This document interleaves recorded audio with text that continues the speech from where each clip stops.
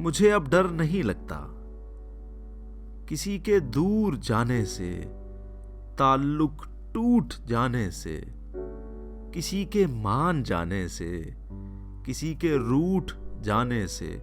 मुझे अब डर नहीं लगता किसी को आजमाने से, किसी के आजमाने से, किसी को याद रखने से, किसी को भूल जाने से।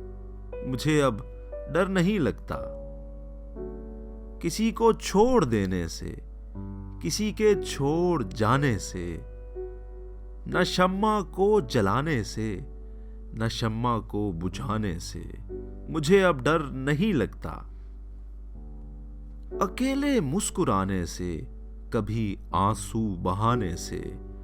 न इस सारे जमाने से, हकीकत से फसाने से। मुझे अब डर नहीं लगता किसी की नारसाई से, किसी की पारसाई से, किसी की बेवफाई से, किसी दुख इंतहाई से। मुझे अब डर नहीं लगता ना तो इस पार रहने से, ना तो उस पार रहने से, ना अपनी जिंदगानी से, ना एक दिन मौत आने से। मुझे अब डर नहीं लगता।